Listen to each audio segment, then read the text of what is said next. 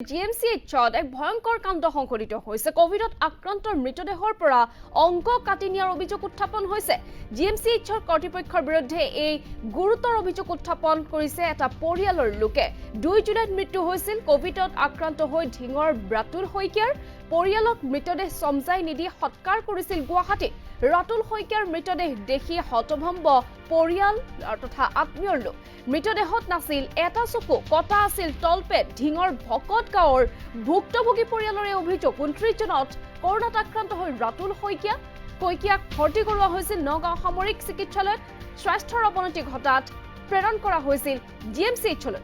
GMCHৰ Covid হাস্পতালত ভৰ্তি কৰোৱা হৈছিল ৰাতুলক। 2 জুলাই মৃত্যু হোৱা ৰাতুলক গুৱাহাটীতে চৰকাৰীভাৱে সৎকাৰ কৰা হৈছিল। আত্মীয়ৰ অনুৰোধত মৃতদেহ চাবলৈ দিয়া হৈছিল পৰিয়ালক। মৃতদেহ প্ৰত্যক্ষ কৰি হতভম্ব হৈ পৰিছিল ভাতৃ আৰু পত্নী। হতবাক হৈ পৰিছিল পত্নী আৰু ভাতৃয়ে। তুলিছিল মৃতদেহৰ 2খনমান ফটো। পৰিয়ালৰ সন্দেহ মৃতদেহটোৰ পৰা কাটি লৈ যোৱা হৈছে অংগ। GMCHতে এই ঘটনা সংঘটিত হোৱাৰ তেওঁলোকে সন্দেহ কৰিছে আৰু এই ঘটনা এতিয়া তীব্ৰ চাঞ্চল্যৰ সৃষ্টি কৰিছে। মুখ্যমন্ত্ৰী আৰু স্বাস্থ্যমন্ত্ৰীলৈ ঘটনাৰ উচিত তদন্তৰ বাবে আহ্বান জনাইছে পৰিয়ালৰ লোকে। এক ভয়ংকৰ ঘটনা সংঘটিত হৈছে GMCHত। আমি পুনৰবাৰ জনাই গৈছো এই ভয়ংকৰ ঘটনাৰ বিষয়ে। GMCHত সংঘটিত হৈছে ঢিঙৰ এটা পৰিয়াল আৰু সেই পৰিয়ালটোৱে এক গুৰুতৰ অভিযোগ উত্থাপন কৰিছে GMCH কৰ্তৃপক্ষৰ বিৰুদ্ধে। ৰাতুল শইকীয়া, যিগৰাকী ৰাতুল শইকীয়া কোভিডত আক্ৰান্ত হৈছিল আৰু কোভিডত আক্ৰান্ত হৈ প্ৰথমে নগাঁও সামৰিক চিকিৎসালয়ত তেওঁক প্ৰথমে ভৰ্তি কৰোৱা হৈছিল, কিন্তু তাৰ পাছতে তেওঁক GMCHলৈ প্ৰেৰণ কৰা হৈছিল আৰু অৱশেষত 2 জুলাইত কোভিডত আক্ৰান্ত হৈ ঢিঙৰ ৰাতুল শইকীয়া মৃত্যু হৈছিল। কিন্তু পৰিয়ালক মৃতদেহ চমজাই নিদি তেওঁলোকে সৎকাৰ কৰিছিল গুৱাহাটীতে। কিন্তু ৰাতুল শইকীয়াৰ মৃতদেহ দেখাৰ পিছতে পৰিয়াল আৰু আত্মীয়ৰ লোকৰ হতভম্ব হৈ যায়, কিয়নো মৃতদেহত এটা চকু কটা আছিল, লগতে তলপেটো কটা আছিল। ঢিঙৰ ভকতগড় ভুক্তভোগী পৰিয়ালৰ এই গুৰুতৰ অভিযোগ। আমি কিছু দৃশ্যাংশ দেখুৱাইছো, এয়া হৈছে ভিজুৱেলছ। কিছু সম্পাদিতৰ ওপৰত দেখুওৱা হৈছে, কিন্তু যি গুৰুতৰ অভিযোগ উত্থাপন কৰিছে সেই অভিযোগৰ ভিত্তিত এয়া দেখিবলৈ পোৱা গৈছে যে চকুৰ অংশত তেওঁলোকে এইদৰে কটাৰ চিন আছে। অৰ্থাৎ যি অভিযোগ তেওঁলোকে উত্থাপন কৰিছে সেই অভিযোগ প্ৰায় সঁচা ৰূপত দেখিবলৈ পোৱা গৈছে, কিয়নো সেই ভিজুৱেলছ আমি ইতিমধ্যে আপোনালোকক দেখুৱাইছো। এয়া হৈছে ঢিঙৰ ৰাতুল শইকীয়াৰ মৃতদেহৰ কিছু দৃশ্যাংশ। আত্মীয়ৰ লোকে এইদৰে ফটো তুলিছিল, তেওঁলোক হতভম্ব হৈ পৰিছিল। এই যিহেতু ইতিমধ্যে তেওঁক সৎকাৰ কৰা হৈছে, কিন্তু সৎকাৰৰ পূৰ্বে তেওঁলোকে চাবলৈ অনুৰোধ কৰিছিল, যাৰ বাবে তেওঁলোকক চাবলৈ দিয়া হৈছিল আৰু অৱশেষত এই তেওঁলোকে ফটো ৰাখিছিলে আৰু সেই ফটো আমি এই মুহূৰ্তত আপোনালোকক দেখুৱাইছো। পৰিয়ালৰ লোকে কি কয়, পৰিয়ালৰ লোকৰ ভাষ্য আহি পৰিছে, আমি সেই ভাষ্য আগবঢ়াইছো। 29 তাৰিখৰ দিনাখন সন্ধিয়া ঠিক 7টামান বজাত ৰাতুল শইকীয়া কোভিড ধৰা পৰিছিল ঢিং হস্পিটেলত। ঢিং হস্পিটেলৰ পৰা তেখেতৰ অলপ অক্সিজেনৰ সমস্যাৰ কাৰণে নগাঁও ৰেফাৰ কৰিলে। নগাঁৱত ৰাতিটো থাকিলে। পিছদিনাখন মই তেখেতৰ স্বাস্থ্য অৱনতি ঘটাত নগাঁৱৰ পৰা Guwahati GMC super specialist Covid চেণ্টাৰত লৈ যোৱা হ'ল। তাত তেখেত 2 দিন থাকিলে। দুৰাতি থাকোঁতে 2 তাৰিখৰ দিনাখন 7:30 বজাত তেখেত 7:25 তেখেতৰ মৃত ঘোষণা কৰিছে আৰু আবেলি ঠিক 4টামান বজাত আমাক তেখেতৰ ডেড বডি আমাক চমজাইছে আৰু উলুবাৰী শ্মশানত লৈ যোৱা হ'ল। উলুবাৰী শ্মশানত যেতিয়া তেখেতৰ পেকেট খুলি আমাক দেখাইছিলে, দেখাওঁতে তেখেতৰ বাওঁ চকুটোত কটন লগাই এটা হোৱাইট টেপ লগোৱা আছে আৰু তলপেটত তেখেতৰ পেটটো কাটা আছে। তেতিয়া মই হাতেৰে চুম বুলি ভাবোঁতে তেখেত তাত শ্মশানত যিসকল থাকে তেখেতলোকে মানা কৰিলে। এইটো মানা কৰিলে আমি জানিব বিচাৰিছোঁ যে লগত মই যেতিয়া ICUত কল কৰিছিলোঁ এইটো সবিশেষ জানিবৰ কাৰণে তেখেতলোকে কোনো তাৰ ওপৰত উত্তৰ নিদিলে। এতিয়া আমাৰ এইটোৱে সন্দেহ হয় যে বাওঁ চকুটোত কটন টেপ কিয় লগোৱা আছে, নিশ্চয় চকুটো উলিয়াইছে আৰু তলপেট কিয় কাটা আছে, তলপেট কাটি নিশ্চয় তাৰ পৰা কিবা অংগ তেখেতলোকে লৈ গৈছে। হয়, এইটো আমাৰ এইটোৱে সন্দেহ, কাৰণ তাত সেই হস্পিটেলত কোনো মানুহক যাব নিদিয়ে আৰু যেতিয়া মৃত ঘোষণা কৰে চাব নিদিয়ে। তেখেতলোকৰ যিজন ঢুকায় তেখেতলোকৰ পৰিয়ালে যদি চাবলৈ যায় কমচে কম 20 ফুট দূৰৰ পৰা চাবলৈ দিয়ে। 2জন মানুহক শ্মশানত যাবলৈ 2টা PP কিট দিয়ে আৰু 2জন মানুহ যাব পাৰিব। সেই 2জনৰ মেণ্টেলি সেই মুহূৰ্তত বহুত বিকল থাকে। তেতিয়া সেই মুহূৰ্তত কাৰ কি হৈছে চাবলগীয়া সেইখিনি নোৱাৰেগৈ। এতিয়া মোৰ এইটোৱে সন্দেহ হয় চকুটোত কিয় টেপ লগালে, মোক সেইটো বিচাৰ লাগে। তলৰ পেট কিয় কাটিলে সেইটো মোক বিচাৰ লাগে।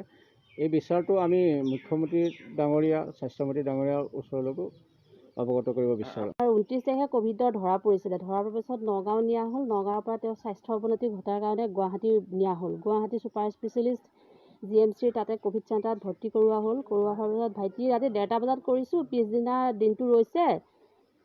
তাৰ ৰাতিটো থাকিলে, থকাৰ পিছতে আপোনাৰ ৰাতিপুৱা জনাইছে আমাক 7:25 ভাইটি ডেড হৈছে বুলি। ডেড হোৱাৰ পিছতে আমাক ডেড বডিটো চমজাই দিছে ঠিক আবেলি 4টামান বজাত। দিয়াৰ পিছতে আমাৰ উলুবাৰী শ্মশানতে তাতেই আমি সৎকাৰ কৰিবৰ কাৰণে লৈ যোৱা হৈছিলে। নিয়াৰ পিছত আমিতো মেণ্টেলি চব দুৰ্বল হৈ আছিলোঁ, মানসিকভাৱে কান্দি কুটি আছিলোঁ। গতিকে ভাইটিক মানে বহুত দূৰৰ পৰা দেখুৱাইছে, তাতে যাব নিদিয়ে কাকো। গৈছে মোৰ দাদা গৈছে PPE কিট পিন্ধি মুখাগ্নি কৰিবৰ কাৰণে। যোৱাৰ পিছতে আপোনাৰ যেতিয়া মোৰ আৰু এজন ভাইটিয়ে ফটো উঠাই আনিছে যে ভাইটিৰ চকুত মানে এটা টেপ লাগি আছে, তাতে কটন দি টেপ দি বন্ধ কৰি থৈ দিছে, আৰু দেখিছোঁ যে তলপেটটো কাটা আছে। তেতিয়া আমাৰ সন্দেহ হৈছে মোৰ ভাইটিটো কোনো পষ্টমৰ্টেমৰ বা এক্সিডেণ্টৰ ৰোগী নাছিলে, তাক যে পষ্টমৰ্টেম কৰিব। কিন্তু ক'ভিড পেচেণ্ট হৈ পেলাই তাৰ কিয় চকুটোত কটন লগালে আৰু পেটটো কিয় কাটিলে। তাতে মই ভাবিছোঁ যে ইয়াত নিশ্চয় হয়তো ভাইটিৰ তলপেট কাটি কিডনি নিছে আৰু চকুটো মানে খহাই লৈ গৈছে আমাৰ বিনা অনুমতিত। তাৰপিছতে সেইকাৰণে মই ভাবিছোঁ যে ক'ভিড বেমাৰটো হৈ ভিতৰি মানে কি চলি আছে, তাত হয়তো কিডনি কাঢ়ি বা চকু কাটি মানুহৰ গাৰ্জেণ্টৰ বিনা অনুমতিত লৈ যায়। সেইকাৰণে মই মুখ্যমন্ত্ৰী ডাঙৰীয়ালৈ মানে মই বিশেষ অনুৰোধ জনাইছোঁ, তেওঁ যাতে ইয়াৰ সম্পৰ্কে উচিত তদন্ত দি আমাক মোৰ ভাইটিৰ লগত যি হ'ল 10জনৰ লগত যাতে নহয় তেনেকুৱা তেওঁ উচিত বিচাৰ কৰিব, মইতো অনুৰোধ কৰিছোঁ। আৰু ইতিমধ্যে মই বিভিন্নজন মানে মোৰ ডাঙৰ বিষয়া যোনে জানে তেওঁলোকৰ লগত মই কথাটো আলোচনাও কৰিছোঁ। ঠিক তেনেকৈ মানে নিশ্চয়কৈ এতিয়া বৃহৎ প্ৰশ্নৰ উত্থাপন হৈছে, কিয় তেনেধৰণৰ চিন দেখিবলৈ পোৱা গৈছিল তলপেট তথা চকুত এইধৰণে কটা চিনৰ কিয় দেখিবলৈ পোৱা গৈছিল, যিহেতু ক'ভিডত আক্ৰান্ত হৈ চিকিৎসাধীন হৈ আছিল। গতিকে তেনে অৱস্থাত এনে আঘাতৰ চিনে এতিয়া বিভিন্ন প্ৰশ্নৰ উত্থাপন কৰিছে। ইতিমধ্যে আমি আপোনালোকক পৰিয়ালৰ লোকৰ ভাষ্য দেখুৱাইছোঁ, শুনাইছোঁ, কিন্তু এতিয়া GMCHতো আমাৰ সাংবাদিক ঋষিৰাজ বৰুৱা উপস্থিত আছে। আনফালে নগাঁৱৰ যিহেতু এই ঘটনা, নগাঁৱত পৰিয়ালৰ লোকৰ মাজত উপস্থিত আছে আমাৰ সাংবাদিক কৃষ্ণ শইকীয়া। আমি দুয়োগৰাকীৰ ওচৰলৈ যাম বিভিন্ন ধৰণে, কিন্তু প্ৰথমে আমি গৈছোঁ ঋষিৰ ওচৰলৈ। ঋষি যিহেতু GMCHত উপস্থিত আছে। ঋষি, এক ভয়ংকৰ ঘটনা, ভয়ংকৰ অভিযোগ উত্থাপন হৈছে। সমগ্ৰ ঘটনা সন্দৰ্ভত আপুনি বৰ্তমানলৈকে কি খবৰ লাভ কৰিছে? হয় চাওক নাজমিন, যোৱা নিশা যিটো খবৰ আহিছে আচলতে সঁচাকৈ সকলোকে আচৰিত কৰিবলগীয়া খবৰ আৰু হতচকিত কৰিছে ৰাইজক। কাৰণ এনেদৰে নিতৌ ক'ভিড ৰোগীৰ মৃত্যু হৈ আছে আৰু পৰিয়ালৰ লোকে যি ভাষ্য আগবঢ়াইছে, তেওঁলোকে যিখিনি কথা কৈছে তাৰ পৰা এটাই অনুমান হয় যে গুৱাহাটী চিকিৎসা মহাবিদ্যালয় পোৱালৈকে, অৰ্থাৎ নগাঁও অসমৰ চিকিৎসালয়ৰ পৰা গুৱাহাটী চিকিৎসা মহাবিদ্যালয় পোৱালৈকে সেই ৰোগীজনৰ কোনো ধৰণৰ তেনেকুৱা আঘাতৰ চিন শৰীৰত নাছিল।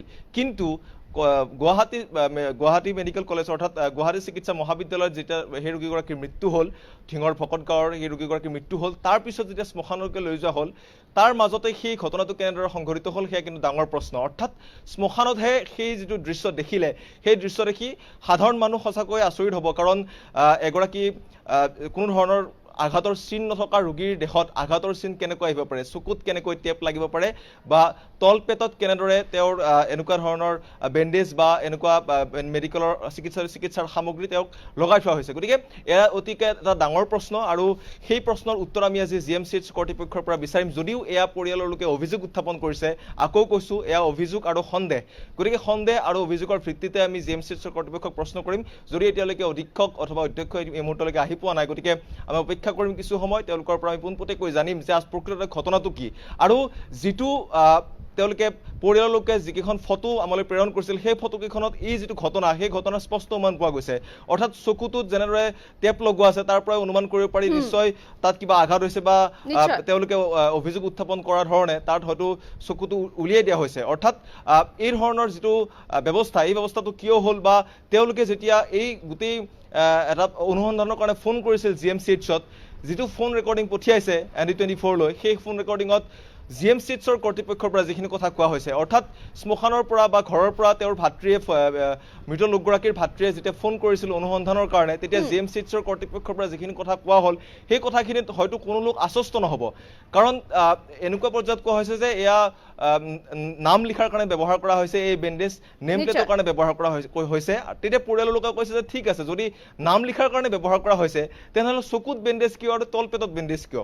নাম লিখাৰ কাৰণে বিভিন্ন জেগা আছে, বিভিন্ন ঠাই আছে। কিন্তু আপুনি অতি গুৰুত্বপূৰ্ণ এটা পইণ্ট কৈছে যে তেওঁলোকৰ বাৰ্তালাপত যিখিনি কথা হৈছিল, সেই বাৰ্তালাপত কি কথা হৈছিল আমি সেইখিনি প্ৰথমে আগবঢ়াই লৈছোঁ। আপোনাৰ ওচৰত পুনৰবাৰ যাম।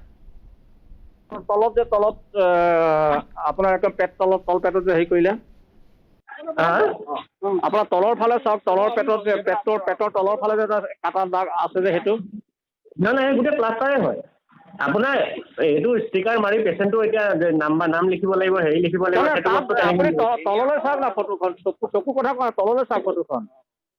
দেখিছো চকুটো প্লাষ্টাৰ খুলি চাওক, তেতিয়া গম পাব নহয় আপুনি কাটা আছে নে কি আছে। প্লাষ্টাৰ চকু কথা কোৱা নাই মই, আপোনাৰ পেটৰ তলৰ ফালে যিটো আপোনাৰ কাটা আছে সেইটো সুধি আছো মই। সেইটোতো মই চালো, সেইটো গোটেইটো প্লাষ্টাৰ, সেইটো এনেই প্লাষ্টাৰ মৰা। সেইটো এনেই কিয় প্লাষ্টাৰ মাৰিলে তাত? প্লাষ্টাৰ মাৰিলে সেইটোৱে তাতে নাম লিখিছে ন, নাম লিখিবৰ কাৰণে নাম্বাৰিং কৰিছে, সেইটো কৰিবৰ কাৰণে তাত ওচৰত কিহৰ নাম লিখিব লাগে? একো নাম লিখিব নালাগে, সেইটো বস্তু এনেকে প্লাষ্টাৰ মাৰিছে আৰু তেখেতক ঠিক আছে এইটোৰ ওপৰত মই ইনভেষ্টিগেশ্যন কৰি চাওঁ মই অলপ, তাৰপিছত মই আপোনাক ফোন কৰিম, আপোনাৰ নাম্বাৰ আছে, ঠিক আছে? ঠিক আছে ঠিক আছে, আপুনি ইয়াতে আহি পেলাই আপুনি ইয়াতো খাব লাগে। তাতে নহয় মোৰো মানুহ আছে, মই ইনভেষ্টিগেশ্যন কৰি চাওঁ, তাৰপিছত মই আপোনাৰ লগত কথা পাতিম নিশ্চয়। আপুনি পুলিচত যায়, য'ত যায়, যি কৰে কৰিব পাৰে আপোনাৰ। আৰু এয়া আমি আপোনালোকক বাৰ্তালাপ আগবঢ়াইলো, যি বাৰ্তালাপ হৈছিলে চিকিৎসক আৰু পৰিয়ালৰ লোকৰ মাজত, আৰু যি বাৰ্তালাপত তেওঁলোকে উল্লেখ কৰিছে যে তেওঁলোকে নম্বৰ লিখিবলৈ ব্যৱহাৰ কৰিছিলে, তেওঁলোকে প্লাষ্টাৰ কৰিছিলে, এনেধৰণৰ বহু কথা তেওঁলোকে উত্থাপন কৈছিলে, কিন্তু সেই কথা তেওঁলোকে আশ্বস্ত হ'ব পৰা নাই পৰিয়ালৰ লোক, কাৰণ তেওঁলোকে বাৰে বাৰে প্ৰশ্ন উত্থাপন কৰিছে যে তেনে স্থানত কিয় লিখিবৰ বাবে ব্যৱহাৰ কৰা হ'ল, বা চকুত কিয় তেনেধৰণে টেপ মাৰি থোৱা হ'ল। এই সমগ্ৰ ঘটনা এতিয়া সন্দেহৰ আৱৰ্তত আছে। আমি সবিশেষ খবৰ জানিবৰ বাবে আমি পুনৰবাৰ কৈছোঁ GMCHত যিহেতু উপস্থিত আছে আমাৰ সাংবাদিক ঋষিৰাজ বৰুৱা। ঋষি, যিহেতু আমি পুনৰবাৰ শুনুৱাই দিলোঁ সেই বাৰ্তালাপ, যি বাৰ্তালাপত আপুনি কোৱা ধৰণে তেওঁলোক আশ্বস্ত হ'ব পৰা নাই, যি কাৰণ তেওঁলোকে উল্লেখ কৰিছে যে প্লাষ্টাৰ কৰাৰ কথা উল্লেখ কৰিছে, চকুত তেওঁলোকে টেপ মৰাৰ পিছত আঁতৰাই দিয়াৰ পিছত চাব পাৰিব, এনেধৰণৰ বহু কথা তেওঁলোকে উল্লেখ কৰিছে, কিন্তু যি কথাত পৰিয়ালৰ লোক তথা আত্মীয়ৰ লোক কিন্তু আশ্বস্ত হ'ব পৰা নাই। ঋষি, চাওক নাজবিন, মৃত্যু এটা কঠিন এটা শিল্প বুলি কোৱা হয়, অৰ্থাৎ মৃত্যুটো এটা কঠিন সত্য, গতিকে সেই সত্যক কিছু পৰিমাণে পৰিয়ালৰ লোকে মানিবই লাগিব, অৰ্থাৎ সেই সত্যক তেওঁলোকে মানিও লৈছে যে কোভিডত হাজাৰ হাজাৰ লাখ লাখ মানুহৰ মৃত্যু হৈছে, আমিও আমাৰ মাজৰ পৰা আমাৰ ভাতৃক হেৰুৱাইছো, এনেকুৱা ধৰণে তেওঁলোকে মানি ল'ব পাৰে। কিন্তু এগৰাকী সুস্থ সবল লোকৰ কোনো ধৰণৰ তেওঁ দুৰ্ঘটনাত পতিত হোৱা নাছিল, কোনো ধৰণৰ তেওঁৰ আঘাত নাছিল, গতিকে তেনে লোক এজনৰ দেহত হঠাৎ এনেকুৱা ধৰণৰ আঘাত, আৰু সেই আঘাতো এটা চকুত, বাও চকুত আৰু তলপেটত, যিকেইটা স্থানত আঘাত কৰা হৈছে বা যিকেইটা স্থানত টেপ মাৰি থোৱা হৈছে, সেই স্থান নিশ্চয় সন্দেহৰ আৱৰ্তত আহিব, সেই স্থান কেতিয়াও সন্দেহৰ বাহিৰত যাব নোৱাৰে। তাৰপিছত দ্বিতীয়টো কথা হৈছে এইখন GMCHতে নিতৌ হাজাৰ হাজাৰ ৰোগী চিকিৎসাৰ কাৰণে আহে।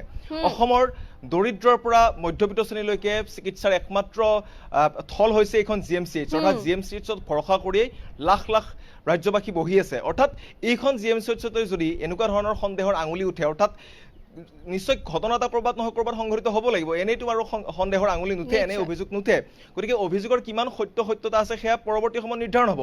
কিন্তু যিহেতু অভিযোগ উত্থাপন হৈছে, এই অভিযোগ উত্থাপন হোৱাৰ লগে লগে আচলতে GMCH কৰ্তৃপক্ষই এই কথাটো ৰাইজৰ মাজলৈ লৈ যাব লাগিছিল। আপুনি GMCHত উপস্থিত থাকক, যিহেতু কিছু সময় পিছত GMCHৰ বিভাগীয় কৰ্তৃপক্ষৰ পৰা আপুনি এই ঘটনা সন্দৰ্ভত খবৰ জানিবলৈ চেষ্টা কৰিব, কিয়নো এই বৃহৎ ঘটনা সংঘটিত হৈছে GMCHত, যিখন GMCHত আপুনি কোৱা ধৰণে বহু লোকৰ ভৰসাৰ স্থল, গতিকে তাতে তেওঁলোকে ভৰসা কৰে, গতিকে সেইখন হস্পিটেলতো যদি এনেধৰণৰ ঘটনা সংঘটিত হয়, লোকসকলে কাক লৈ ভৰসা কৰিব, কোনখন হস্পিটেলক লৈ ভৰসা কৰিব? আপোনাৰ ওচৰত পৰৱৰ্তী সময়ত যাম, কিন্তু নগাঁও যিহেতু আমাৰ সাংবাদিক কৃষ্ণ শইকীয়া আছে, পোনে আমি কৃষ্ণৰ ওচৰলৈ গৈছোঁ। কৃষ্ণ, এক বৃহৎ ঘটনা সংঘটিত হৈছে, বৃহৎ অভিযোগ উত্থাপন হৈছে, গতিকে পৰিয়ালৰ লোকে এই মুহূৰ্তত কি ক'ব বিচাৰে তেওঁলোকে আপোনাৰ জৰিয়তে জানিব বিচাৰিছোঁ।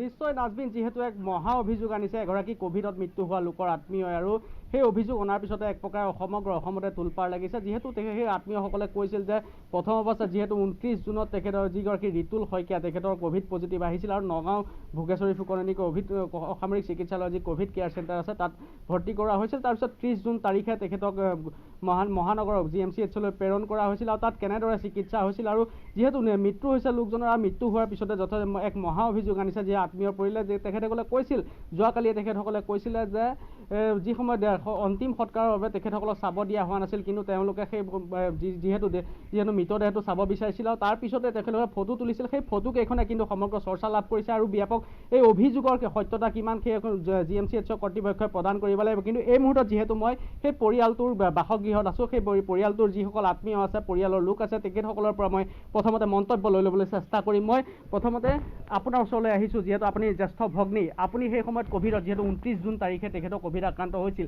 তাৰ পিছত ঘটনাটো আপুনি যিহেতু সমগ্ৰ ঘটনাটোত আছিলে বা তেখেতসকলক হস্পিটেললৈ লৈ গৈছিলে, আপোনাৰ মুখে জানিব বিচাৰিম যে প্ৰকৃততে কেনেকুৱা হৈছে, কি হৈছিলে? হয়, মোৰ ভাইটিক মই 29 জুনত যেতিয়া ক'ভিড আক্ৰান্ত হ'ল, তাৰপিছত আপোনাৰ 30 জুনৰ দিনাখন আমাৰ নগাঁৱৰ পৰা ৰেফাৰ কৰিছে, লৈ গ'লোঁ।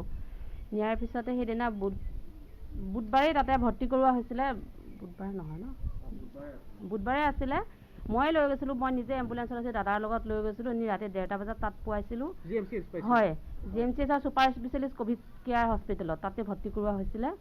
কৰোৱা হোৱাৰ পিছত ভাইটি সেইদিনা ৰাতিপুৱা কথা কৈছিলে বোলে, তেনেকুৱা এটা ভাষ্য দিছে। নাৰ্ছেই হয় নে ডক্টৰ হয় আমিতো নাজানো, তাত কাকো সোমাব নিদিয়ে। দিয়াৰ পিছতে আপোনাৰ পিছদিনা তাৰপিছত 11-12 বজাৰ পিছৰ পৰা কৈ আছে যে আপোনালোকৰ পেচেণ্টৰ অৱস্থা বেয়া। তাৰপিছত এবাৰ কয় যে তেওঁ ইমান শকত ভেণ্টিলেশ্যনে নাটানে, আৰু এবাৰ কৈছে যে কালি ৰাতি ডক্টৰ নাছিলে, মই অলপ কিবা কিবি কোৱাত কাৰণে। কিন্তু তাৰ ভিতৰত কি হৈ আছে, যেতিয়া আমাৰ ভাইটি 2 জুনৰ দিনাখন 2 জুলাইত ঢুকালে, ঢুকোৱাৰ পিছত আমাৰ ডেড বডিটো গোটাই দিছিলে আমাক 4টা বজাত। দিয়াৰ পিছতে আমি সকলোখিনি গৈছিলোঁ উলুবাৰী শ্মশানত। মোৰ দাদাই সৎকাৰ কৰিছে, মুখাগ্নি কৰিছে, ভাইটিৰ ৱাইফ গৈছে, তাৰপিছত আৰু মোৰ এজন ভাইটি গৈছে। আমাক অলপ 20 ফুটমান দূৰৰ পৰা আমাক চাব দিছিলে, মা, মোক আৰু মোৰ এজনী ভণ্টিক, আৰু ভিন্দ চিন্দ এনেকুৱা কাৰোবাক চাব দিছিলে। তাৰপৰা কিন্তু তেওঁলোক পিপি পিন্ধি যোৱাৰ কাৰণে তেওঁলোকক ওচৰৰ পৰা যাব দিছিলে। তাৰপিছত যেতিয়া দাদাই মোক সৎকাৰ কৰি আছে, মুখাগ্নি কৰিব চিতাত উঠিছে, তেতিয়া মানে দাদাই দেখিছে চকুত কটন লাগি আছে, টেপ মাৰি থৈছে। দাদাই এবাৰ ভাবিছে খুলি চাওঁ বুলি, তেতিয়া দাদাও মানসিকভাৱে বহুত হেৰি হৈ আছিলে, দুৰ্বল হৈ আছিলে। হৈ থকাৰ কাৰণে তাতে মানুহবিলাকে কৈছে যে নালাগে খুলিব, থাক দিয়ক, এনেকৈ ক'লে। কোৱাৰ পিছত ফটোবিলাক মাৰি যেতিয়া লৈ আহিলে, দাদা সৎকাৰ কৰি ওলাই আহিছে, ওলাই অহাৰ সন্মুখতে উলুবাৰী শ্মশানৰ সন্মুখতে, তেতিয়া সিহঁতে কথা পাতি আছে যে কিয় কাটিলে, এইখিনিত কিয় টেপ লগালে। ময়ো কান্দি থাকোঁতে কিন্তু লক্ষ্য কৰিছিলোঁ। তাৰপিছত মই অধৈৰ্য হোৱাৰ কাৰণে মোক লৈ আহিলে। মই যেতিয়া দেখিলোঁ যে মই গাড়ীত এইবিলাক কিয় কাটিলে, কি হ'ল, মই দাদাক লগে লগে দে ফোনটো দে, মই ফোন কৰিম। মই তেতিয়া GMCHৰ ক'ভিড কেয়াৰ চেণ্টাৰলৈ মই ফোন কৰিলোঁ। ICUত আমাৰ যোনটো ডক্টৰৰ লগত মানে যোগাযোগ কৰিবলৈ যিটো ফোন নাম্বাৰ দিছিলে, সেইটোত মই যোগাযোগ কৰিলোঁ। যোগাযোগ কৰোঁতে মোক কৈছে, মই সুধিছোঁ, মোৰ ৰেকৰ্ডিংটো আছে, মই সুধিছোঁ মোৰ ভাইটিৰ যে মাত্ৰ ডেথ হ'ল ৰাতুল শইকীয়া, তেখেতৰ পাৰ্টছবিলাক কিয় উলিয়াই ৰাখিলে। তেতিয়া কৈছে কি কৈছে, তাৰপৰা যোনে ফোন ৰিচিভ কৰিছে তেওঁ কৈছে, মই কৈছোঁ মোৰ ভাইটিৰ এইমাত্ৰ ৰাতুল শইকীয়া যে ঢুকালে, তাৰ চকুটোত কটন লগাই টেপ মাৰি কিয় ৰাখিলে, তল পেটটো কিয় কাটিলে আপোনালোকে। সিটো মোৰ কোনো এক্সিডেণ্টত ঢুকুৱা পষ্টমৰ্টম কৰিবলগীয়া নাছিলে, তাৰ হৈছিলে মাত্ৰ ক'ভিডত কি এইবিলাক কাটা হয় নেকি। তেনেকৈ কওঁতে কৈছে, বাইদেউ মইতো নাজানো, গতিকে আপোনালোকৰ এটা ইনকুৱাৰী নাম্বাৰ দিছোঁ, ইনকুৱাৰী নাম্বাৰটোত কল কৰক। তেতিয়া মই দাদাক দি দিলোঁ। দাদাই সেই ইনকুৱাৰী নাম্বাৰটোত কল কৰিছে। ইতিমধ্যে দাদাই কলটো দিব, তেওঁৰ লগতো কথা পাতক আপোনালোকে, সেইখিনি দেখিছোঁ আমি। মই আপোনাৰ ওচৰলৈ আহি পাৰিছোঁ, যিহেতু আপোনাৰ এটা ফোন ৰেকৰ্ডিং ওলাইছে, চিকিৎসাকৰ্মীৰ লগত আপুনি কথা পাতিছিলে, সেইজন চিকিৎসাকৰ্মী চিনি পায়নে বা চিনাক্ত কৰিব পৰা হৈছে? হয়, সেইজন চিকিৎসাকৰ্মীক মই চিনি নাপাওঁ, দেখাও নাই, কিন্তু তেওঁলোকৰ লগত ফোনতে আমি বাৰ্তালাপ কৰা হয়। এতিয়া আমাৰ 29 তাৰিখে যে ভাইটি ক'ভিডত আক্ৰান্ত হোৱাৰ পিছত গোটেই ৰাতিটো নগাঁও ভোগেশ্বৰী ফুকননী হস্পিটেলত এডমিট কৰোৱা হ'ল। 30 তাৰিখৰ দিনাখন মোলৈ যেতিয়া খবৰ আহিল, 30 তাৰিখে ৰাতি মই ইয়াৰ পৰা লৈ গ'লোঁ গুৱাহাটী ছুপাৰ স্পেচিয়েলিষ্ট ক'ভিড চেণ্টাৰত। ৰাতি তাত গৈ 1:30 বজাত আমি পালোঁ। 1:30 বজাৰ পৰা 30 তাৰিখ ৰাতি 1 তাৰিখ তাত চিকিৎসাধীন হ'ল। 2 তাৰিখে ৰাতিপুৱা 5:30 বজাত আমালৈ এটা ক'ভিড চেণ্টাৰৰ পৰা কল আহিছিলে যে পেচেণ্ট বৰ্তমান ক্ৰিটিকেল অৱস্থাত আছে, অলপ ছিৰিয়াছ আছে। তেতিয়া মই কৈছিলোঁ, মোৰ ভণ্টীয়ে কৈছিলে যে অলপ ভালদৰে আপোনালোকে চাওক। তেতিয়া 6:30 বজাত মই কল কৰিছিলোঁ, তেতিয়াও ঠিক আছে। 7:25 মোলৈ খবৰ আহিছিলে যে পেচেণ্ট ডেড। তেতিয়া আমি বহুত দুখিত হ'লোঁ। তাৰপিছত মোক 9টা বজাত মাতিলে, 9টা বজাত মই যাব নোৱাৰিলোঁ, অলপ দেৰিকৈ গ'লোঁ। দেৰিকৈ গৈ পেলাই যেতিয়া ডেড বডি আমাৰ হাতত গোটালে, আমি উলুবাৰী শ্মশানত যেতিয়া লৈ গ'লোঁ, লৈ যাওঁতে তেতিয়া মোৰ লগত যিখিনি পৰিয়াল গৈছিলে, পৰিয়ালক চাব দিয়া হোৱা নাছিলে। 20 ফুটমান দূৰৰ পৰা চাবলৈ দিছিল, 20 ফুট দূৰৰ পৰা একো ধৰিব নোৱাৰি। মই যেতিয়া মুখাগ্নি কৰিবলৈ গৈছিলোঁ, মোৰ লগত এজন ভাইটি আৰু ভাইটিৰ ৱাইফক PPE কিট লগাই পিন্ধাই খালি চাবলৈ নিয়া হৈছিলে। হয়, তাতে আমি ফটো মাৰিছিলোঁ। মোৰ ভাইটিয়ে ফটো মাৰি আছিলে। মই যেতিয়া দেখিছিলোঁ তেখেতৰ যেতিয়া কভাৰ খুলি দিছিলে, কভাৰ খুলি দিওঁতে বাওঁ চকুটোত কটন লগাই টেপ লগোৱা আছিলে। তেতিয়া মই চুবলৈ যাওঁতে মোক চুবলৈ মানা কৰিলে। তাৰপিছত মই একো ক'ব নোৱাৰা হৈ গ'লোঁ। তাৰপিছত যেতিয়া ভাইটিয়ে ফটোখিনি মাৰি আহিছিলে, তাৰপিছত চিতাত উঠাই যেতিয়া জ্বলোৱা হ'ল, বাহিৰলৈ ওলাই অহাৰ পিছত আমি গম পালোঁ যে এইখিনি আমাৰ ল'ৰাৰ লগত হৈছে। তেতিয়া হস্পিটেলত ফোন কৰিলোঁ। ফোন কৰাৰ পিছত সেইখিনি ক'লে, এটা ইনকুৱাৰী নাম্বাৰ দিলে। ইনকুৱাৰী নাম্বাৰত মই যিখিনি কথা পাতিলোঁ সেইখিনি কল ৰেকৰ্ডত দিয়াই হৈছে। গতিকে এইখিনি আমাৰ ভাইটিৰ লগত আজি যিখিনি হ'ল, অন্য এজন ভাইটি বা দাদাৰ লগত যেন এইখিনি নহয়, সেইখিনিকে আমি জানিব বিচাৰিছোঁ। উচিত তদন্তৰ কাৰণে আমি মুখ্যমন্ত্ৰী ডাঙৰীয়া, স্বাস্থ্যমন্ত্ৰী ডাঙৰীয়ালৈ এটা বিনম্ৰ অনুৰোধ যেন এইখিনি আমাক ন্যায় দিয়ে। আৰু এই কৰোণাৰ নামত যিখিনি আঁতৰে মানুহক চাবলৈ দিয়ে বা চাবলৈ নিদিয়ে, বা ডেড বডি যে পৰিয়ালৰ লোকক নুগুটাই এইটো এটা ইয়াত যে বৃহৎ চক্ৰান্ত জড়িত আছে সেইখিনি যেন অনুসন্ধান মানে কৰে। আপুনি ক'ব বিচাৰিছে নেকি যে মানৱ দেহৰ অংগৰ এক বেহা হয়, নিশ্চয় মানৱ দেহৰ, কাৰণ এইটো অন্ধঘৰত ৰাখে, চকু বান্ধি ৰাখিছে, কাৰোকে চুবলৈ নিদিয়ে, কাৰোকে যাবলৈ নিদিয়ে। সেইখিনি সময়ত ঘৰৰ পৰিয়াল মানুহ বহুত নাৰ্ভাছ হৈ যায়। নাৰ্ভাছ হোৱাৰ পিছত সেইখিনি কেনেকৈ চাব, কোনেও চাব নোৱাৰে। আৰু শ্মশানত মাত্ৰ দুজন যাবলৈ দিয়ে, সেই দুজনে জ্বলাবই নে সেইখিনি চাব নোৱাৰে কোনেও। গতিকে এইখিনি তেওঁলোকে উচিত তদন্ত বিচাৰ কৰিব লাগে। এই যিয়ে কৰোণাৰ নামত চাবলৈ নিদিয়ে, যাবলৈ নিদিয়ে, চুবলৈ নিদিয়ে, হস্পিটেলত সোমাব নিদিয়ে, এইটো এটা অজুহাত লৈ তেওঁলোকে এটা বৃহৎ চক্ৰান্ত ইয়াৰ মাজত জড়িত হৈ এইখিনি কৰি আছে। আজি যেনে মোৰ ভাইটি নাই। ইয়াৰ বাবে এই ঘটনাৰ বাবে প্ৰথম আপোনালোকে যিহেতু অভিযোগ আনিছে, প্ৰথম জবাবদিহি কৰিব লাগিব, উত্তৰ দিব লাগিব GMCHৰ কৰ্তৃপক্ষই আৰু স্বাস্থ্যমন্ত্ৰী বা মুখ্যমন্ত্ৰী। গতিকে তেখেতসকলে কি ক'ব? হয়, সেই তেখেতলোকলৈ মোৰ এই অনুৰোধ যে মই যিটো বিচাৰিছোঁ সেইখিনি মোক উচিত ন্যায় লাগে। নিশ্চয়কৈ মোৰ লগত তেখেতৰ যিগৰাকী মৃত ৰিতুল শইকীয়া, তেখেতৰ পত্নী আছে, ৰাতুল শইকীয়া, ক্ষমা কৰিব, মৃত ৰাতুল শইকীয়া, তেখেতৰ পত্নী আছে। আমি অনিচ্ছা সত্ত্বেও যিহেতু এনেকুৱা ঘটনা সংঘটিত হৈছে, তেখেতক আমি মানসিকভাৱে অশান্তি কৰিব বিচৰা নাই, কিন্তু অনিচ্ছা সত্ত্বেও তেখেতৰ পৰা আমি মাত্ৰ দুটামান কথা জানিব বিচাৰিম। যিহেতু এটা অভিযোগ আহিছে, আপোনাৰ স্বামী আছিলে, আপুনি এতিয়া কি বিচাৰে? মোক উচিত ন্যায় লাগে আৰু মই মোৰ হাজবেণ্ডক এয়াই মই যিমান দুখ পাই আছোঁ, সেনেকুৱা দুখ যাতে আৰু 10গৰাকী নহয়, সেইটোৱে মোৰ। তেখেতে কি কাম কৰিছিলে? তেখেতে বেংগলত ছিকিউৰিটি ফিল্ড অফিচাৰ কৰি আছে। তেখেতৰ সন্তান এজনী। কিমান বছৰ? 5 বছৰ। 5 বছৰীয়া। এতিয়া আপোনালোকে ন্যায় বিচাৰিছে? হয়। নিশ্চয়কৈ নাজবিন, এইসকল যিটো পৰিয়ালে ৰিতুল শইকীয়া যি পৰিয়ালে ৰাতুল শইকীয়াৰ যি পৰিয়াল আছে, পৰিয়ালে অভিযোগ যি আনিছে আৰু সেই ইয়াৰ বাবে অভিযোগসমূহৰ উত্তৰ মুখ্যমন্ত্ৰী বা স্বাস্থ্যমন্ত্ৰী বা GMCHৰ কৰ্তৃপক্ষ দিব বুলি তেখেতসকলে আশা প্ৰকাশ কৰিছে। আৰু তেখেতৰ পত্নীয়ে হওক বা তেখেতৰ ভাতৃয়ে হওক বা তেখেতৰ ভগ্নী হওক, সকলোৱে কিন্তু ন্যায় বিচাৰিছে, সমগ্ৰ ঘটনাটোৰ ওপৰত এক তদন্ত বিচাৰিছে। যদিহে মানৱ দেহৰ অংগৰ বেহা প্ৰকৃততে চলি আছে, আচলতে কি কথা চলি আছে এতিয়াও ক'ব নোৱাৰি। যদিহে এক চলি আছে, গতিকে ই এক বিস্ফোৰণ হ'ব পাৰে অসমৰ কলংকিত জগতত। গতিকে অতি শীঘ্ৰে যিসকল লোক আছে, পৰিয়ালৰ লোকসকল আছে, তেখেতসকলে স্বাস্থ্যমন্ত্ৰী আৰু মুখ্যমন্ত্ৰীক দাবী জনাইছে যে ইয়াৰ এক উচিত তদন্ত হ'ব লাগে আৰু দোষীয়ে ন্যায় পাব লাগে। নিশ্চয় উচিত তদন্ত হ'ব লাগে আৰু ন্যায় পাব লাগে। ধন্যবাদ জ্ঞাপন কৰিছোঁ কৃষ্ণ আপোনাক এই মুহূৰ্তত। কিন্তু পৰৱৰ্তী সময়ত অধিক তথ্যৰ বাবে আপোনাৰ সৈতে আমি পুনৰ সংযোগ স্থাপন কৰিম, যিহেতু আমি দুইটা স্থানৰ পৰা আপোনালোকক ভাষ্য শুনালোঁ। যিহেতু ইতিমধ্যে GMCHৰ পৰা আমাক ঋষিৰাজে কিছু খবৰ জনাইছে, আনফালে নগাঁৱৰ তেওঁলোকৰ পৰিয়ালৰ মাজৰ পৰা কিছু ভাষ্য আগবঢ়াইছে আমাৰ কৃষ্ণই। গতিকে সমগ্ৰ ঘটনা এতিয়া ৰহস্যজনক হৈ পৰিছে। কিয় এনেধৰণৰ ঘটনা সংঘটিত হৈছে, তেওঁলোকে দাবী কৰিছে যে ঘটনাৰ উচিত তদন্ত হওক, তেওঁলোকে ন্যায় লাভ কৰক। আমি পুনৰবাৰ জনাইছোঁ সেই সমগ্ৰ ঘটনা সন্দৰ্ভত 29 জুনত কৰোনাত আক্ৰান্ত হৈছিল নগাঁৱৰ ঢিঙৰ ৰাতুল শইকীয়া। তাৰ পাছতে তেওঁ 2 জুলাইত মৃত্যুবৰণ কৰিছিল। কিন্তু তাৰ পাছত সেইগৰাকী ৰাতুল শইকীয়াৰ দেহতে কিছু চিন পোৱা গৈছিল, তলপেট আৰু চকুত। আমি কিছু ভিজুৱেলছো দেখুৱাইছোঁ এই মুহূৰ্তত। আৰু এতিয়া সকলোৱে দাবী জনাইছে তদন্ত প্ৰক্ৰিয়াৰ বাবে, লগতে উচিত ন্যায় দিবৰ বাবে তেওঁলোকে দাবী জনাইছে। স্বাস্থ্যমন্ত্ৰী আৰু মুখ্যমন্ত্ৰীলৈ তেওঁলোকে কাটৰ আহ্বান জনাইছে।